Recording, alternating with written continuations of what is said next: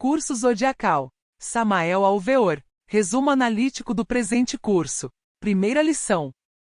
Na primeira lição do período de Áries, ensinamos como e de que maneira encheremos nosso cálice, cérebro, com a luz crística para nos cristificarmos totalmente desde a cabeça até os pés. É claro que essa luz é o sêmen cristônico ou energia crística, resultado da transmutação do esperma em energia, pois a massa sempre se transforma em energia, como já foi provado pelo sábio Einstein. Começamos esta lição do período de Áries, ensinando que o discípulo fica totalmente proibido de fornicar. E essa proibição tem por objetivo fazer com que o discípulo possa acumular energia crística para se autorrealizar profundamente. A energia crística deve passar através das 12 portas zodiacais de nosso organismo para conseguirmos nossa cristificação. A primeira porta pela qual o nosso sêmen cristônico tem que atravessar, depois da ascensão das forças sexuais a partir dos órgãos genitais, é a porta de Áries na cabeça. No cérebro, nosso sêmen se carrega com a luz de Áries. Depois segue essa força crística passando pelo pescoço, pela glândula timo, coração, etc. sob as forças do cinturão zodiacal. Esse curso das correntes seminais está maravilhosamente descrito pelo apóstolo Marcos, que cuidou de nossa santa unção gnóstica. Segunda lição. Nesta lição ensinamos aos nossos discípulos o poder do verbo criador. A laringe é um útero sexual, onde se gesta a palavra. Não só se fornica com o membro viril, senão e também com a palavra. A maledicência é uma forma de fornicação. O varão perfeito é aquele que sabe calar-se quando seu íntimo não fala. Em Touro, devemos queimar as escórias de nossa laringe para que as forças crísticas possam expressar-se através dela tal como na laringe dos anjos. Os anjos criam por meio da palavra. Terceira lição. No princípio do século XII, um monge chamado Norberto fundou na Europa uma ordem religiosa. Antes que tivesse essa ideia, era um homem mundano dedicado, exclusivamente aos vícios e aos prazeres. Porém, certo dia, ocorreu-lhe algo muito importante. Foi atingido por um raio, que apesar de não matá-lo, transformou totalmente o seu ser. Esse acontecimento não foi nenhuma casualidade nem um azar. Foi um acontecimento cósmico provocado pelos deuses. Norberto estava predestinado para marcar o karma dos mundos, fazendo uma nova obra e iniciando uma nova etapa cultural da consciência. Todos os laços fluídicos entre os corpos físico, astral e mental dele ficaram completamente modificados pelo choque da força contida no raio, e esse choque externo marcou a nova consciência que em Aquário chegará ao seu esplendor. Pois bem, até o ano de 1889 esses choques externos eram muito comuns porque realmente entrar nos mundos internos, no período dos séculos XVIII e XIX, era quase impossível. A natureza tinha fechado as portas dos mundos internos à humanidade, pois era preciso que o homem passasse por uma era de trevas, para depois entrar nos mundos internos de forma diferente e positiva. Esses choques externos eram os únicos capazes a fazer com que nos séculos XVIII e XIX, algumas almas evoluídas atingissem os mundos internos. Em 1899, finalizou o primeiro ciclo de Kali Yuga, e a partir dessa data, esses choques anímicos externos tornaram-se internos. Nesta lição do período de Gêmeos, ensinamos nossos discípulos a entrarem de forma positiva nos mundos internos. Antigamente, tanto na Lemúria como na Atlântida, essas humanidades viviam nos mundos internos, mas de forma negativa. Os chakras astrais giravam da direita para a esquerda, quer dizer, de forma negativa, ao revés. A consciência dos seres humanos era semelhante à das pessoas quando estão em estado de sonho. Essa consciência dos sonhos é parecida com a consciência que existe nos reinos animal, vegetal e mineral. Com os exercícios de Gêmeos, mudamos a consciência pictórica da vida fantasiosa para uma consciência consciente e desperta em forma total. Estes exercícios nos conferem a consciência contínua, a nova consciência aquariana. O discípulo que está adormecido nos mundos internos, agora despertará sua consciência e não voltará a sonhar mais. Trocará seus sonhos por experiências conscientes. Esses exercícios produzirão choques internos que acordarão a consciência e mudarão os sonhos por experiências reais e efetivas dentro dos mundos internos. Assim, enquanto o corpo dorme no leito, o discípulo, nos mundos internos, converter-se-á num auxiliar invisível, em um trabalhador sob as ordens da fraternidade universal branca. Antes, seus chakras giravam da direita para a esquerda, Agora, com esses exercícios, girarão positivamente no sentido dos ponteiros de um relógio. Esses exercícios impedirá você, totalmente, de voltar a sonhar. E, enquanto seu corpo dorme, estará consciente dos mundos internos. Esse será o resultado destas práticas. A consciência dos sonhos é um remanescente de nossa consciência animal que outrora possuíamos. Os animais vivem uma vida de sonhos pictóricos. Para muitos custará bastante trabalho sair em corpo astral à vontade, mas, de toda maneira, os exercícios desta lição de Gêmeos ajudarão a despertar a consciência, inevitavelmente. Sendo assim, enquanto o corpo dorme na cama, você também trabalhará conscientemente nos mundos internos. O importante é que, ao acordar, recorde bem as suas experiências astrais, que já não são sonhos senão experiências conscientes. Para você conseguir isso, é necessário que, na hora de acordar, não se mova e faça um exercício retrospectivo para recordar bem tudo o que fez quando estava fora do corpo físico. Todo indivíduo, enquanto seu corpo dorme, fica fora do seu corpo. As pessoas de consciência adormecida sonhando os de consciência desperta trabalhando conscientemente. Quarta lição. Nesta lição do período Câncer, ensinamos nossos discípulos a prepararem o corpo físico para a magia prática. Jâmblico, o grande teurgo, certa vez fez aparecer, diante das multidões atônitas, dois gênios, o do amor e o do contra-amor, Anael e Lilith. Jâmblico tornava visível e tangível os deuses siderais, o que também pode ser feito por nossos discípulos quando preparam seus corpos físicos. No dia em que a humanidade aprender a manejar as forças lunares, a lua cairá na Terra, porque o homem já não necessitará dela. Quinta lição. Nesta lição do período de Leão, ensinamos a conversar com seu próprio mestre interior através da meditação interna. Dharana, concentração. Ayana, meditação. Samadhi, êxtase. Essas são as 3 escalas que nos levam até o trono do mestre interno ou íntimo. O discípulo tem que aprender a falar com seu próprio íntimo e deve ser exigente com seu próprio íntimo. O discípulo deve receber instrução de seu próprio íntimo, e o dever do íntimo é instruir seu Bodhisattva, ou seja, a sua alma anelante de luz.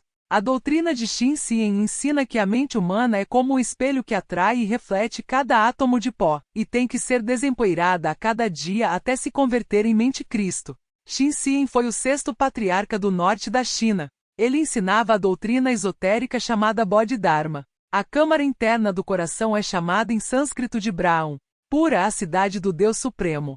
O discípulo deve converter-se em um mestre do Samadhi. Bodhidharma é a religião da sabedoria na China. A doutrina do coração é chamada selo da verdade ou verdadeiro selo. Sexta lição. Nesta lição do período de Virgem, ensinamos que no ventre, as forças que sobem da terra se carregam com os hormônios adrenais a fim de serem preparadas para sua ascensão ao coração. Ensinamos também a vocalizar a vogal U para desenvolver o chakra do plexo solar ou cérebro de emoções. O plexo solar é a antena que recebe os pensamentos distantes. Através dele, podemos captar as condições morais de todos aqueles que se ponham em contato social ou comercial conosco. Sétima lição. Nesta lição de Libra, ensinamos a lei do equilíbrio. São 3 as qualidades da natureza que mantêm a alma escrava da natureza: harmonia, emoção e inércia, as 3 qualidades da natureza. Antes que este universo existisse, só existiam o Akasha e o Prana. As 3 qualidades são Sata, Rajas e Tamas. A harmonia, a emoção e a inércia existiam em pleno equilíbrio, mas quando esse equilíbrio foi perdido, sobreveio o movimento da grande balança da natureza, o fluxo e o refluxo, o bem e o mal, o ódio e o amor, etc.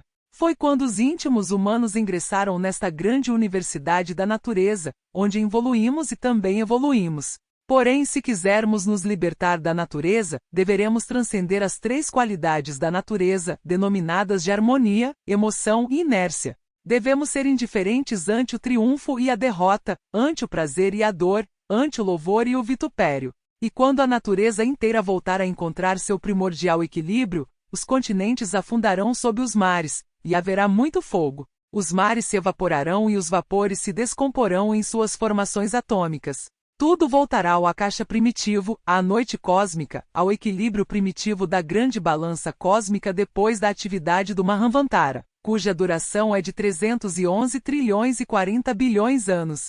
Todos os grandes cataclismos da natureza aconteceram com a ação do fogo. 8ª lição. Neste curso ensinamos ao discípulo como despertar a sua Kundalini por meio da magia sexual. Os dragões da sabedoria formam-se com a ciência da serpente, e a árvore dragão é a mesma sabedoria da serpente. O Akasha pode circular pelo canal de Sushumna, e seus dois aspectos fluem através dos canais de Ida e de Pingala, que formam o cordão bramânico. Os cordões Ida e Pingala são as duas colunas J e B da maçonaria, chamadas respectivamente de Jachim e Boaz. Por entre esses dois canais nervosos, as forças solares e lunares sobem, e quando fazem contato no cóccix, despertam Iran, o fogo divino que constrói o templo para Salomão, o íntimo. Iran é também um mantra da Kundalini. A letra H é pronunciada como um suspiro. A letra I vocaliza-se assim, I, e o restante é assim, Arahamamuma. O fogo tem 7 graus de poder que se correspondem com as 7 escalas do conhecimento. A magia sexual nos converte em onipotentes dragões do fogo. 9ª lição. Nesta lição do período de Sagitário, falamos sobre a Cabala Sagrada, porque Sagitário é o signo da clarividência e da compreensão. Explicamos que existem duas classes de cabalistas, os cabalistas da razão e os cabalistas da intuição. A razão é um processo de insubordinação e um delito de lesa majestade contra o mestre interno.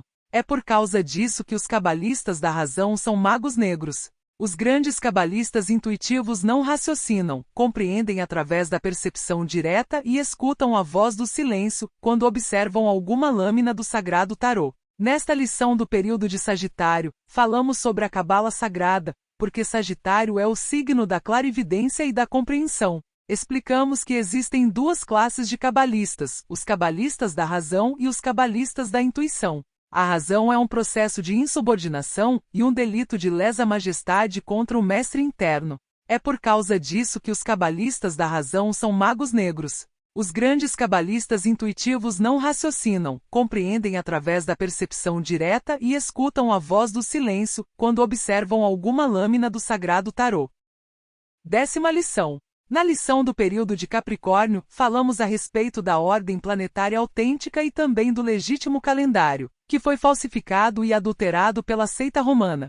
Consideramos que a astrologia dessa Idade Negra está baseada em um calendário que foi falsificado. Cremos que a astrologia de aritmética já não serve para a Idade de Aquário.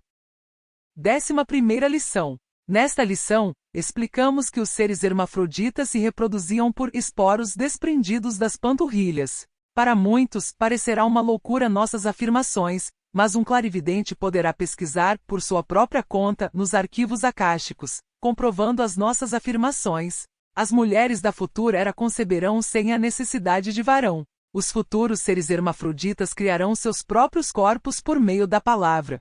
O sistema nervoso grande simpático se converterá em uma segunda coluna espinhal, e os anjo-homens a partir disso serão como Melquisedeque, o rei do fogo, sem pai nem mãe, sem linhagem alguma conhecida, permanecendo sacerdote para sempre. 12ª lição. Nesta lição falamos amplamente sobre o Nirvana. Sustento a afirmação de que o Nirvana é conquistado quando aproveitamos ao máximo os poderes de nossa medula e de nosso sêmen. Aquele que pratica a magia sexual começa a construir o traje luminoso de Dharmasaya. A túnica dos Dharmasayas é tecida com os fogos sexuais. Sustento que podemos ganhar o Nirvana em apenas uma única reencarnação bem aproveitada. Eu, Samael Alveor, entreguei este curso, precisamente, para que vocês ganhem o Nirvana rapidamente e em poucos anos. Não quero nem sequazes nem seguidores, somente imitadores de meu exemplo. Não vim formar nenhuma seita ou crença a mais, nem me interessam as escolas atuais nem as crenças particulares de ninguém. Sou o iniciador da nova era, pois sou o Avatara de Aquário. Todos os senhores de lojas ou escolas espiritualistas têm ciúmes de suas jaulas de papagaios e declararam guerra a mim. Samael Alveor não se interessa por essas jaulas, nem por esses negócios, nem por essas mercearias de almas. Entreguei este curso para que todos os homens se convertam em deuses onipotentes, em deuses de fogo, em chamas inefáveis. Não quero nem débeis nem covardes. Chegou a hora das grandes decisões, e precisa-se de homens heróicos, homens de valor e de coragem. Basta de exploração, basta de infâmias e de covardias. O Nirvana está no sêmen, é só uma questão de realizá-lo em cada um de nós por meio da coragem. Agora são necessários homens de aço, homens heróicos e livres.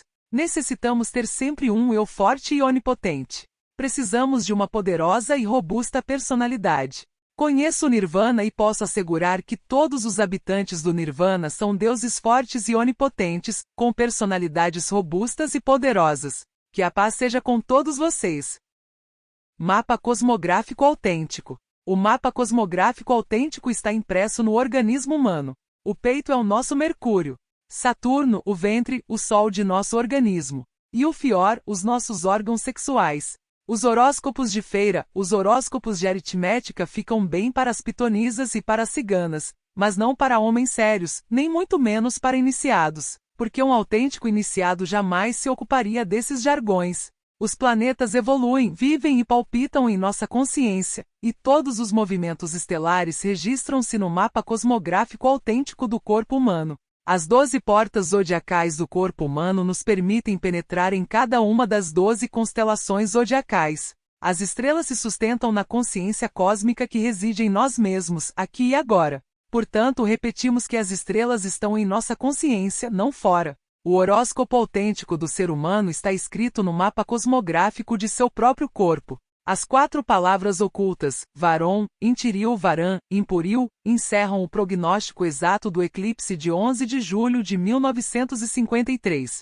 Esse eclipse tem lugar em nossa consciência, e os seus resultados exatos só podem ser conhecidos por aqueles astrólogos iniciados, que falam a língua sagrada e sabem ler o mapa cosmográfico. O verdadeiro astrólogo deve ser um alquimista dos raios estelares. De outra maneira, ele não poderia combinar as diversas substâncias e sais para modificar os raios estelares, cristalizando acontecimentos no mundo físico. Só pode ser astrólogo autêntico aquele que sabe ler o mapa cosmográfico do organismo humano. O homem começou sua evolução no período de Leão e terminará sua evolução no período de Leão. Toda a evolução do homem está escrita no mapa cosmográfico de seu próprio organismo.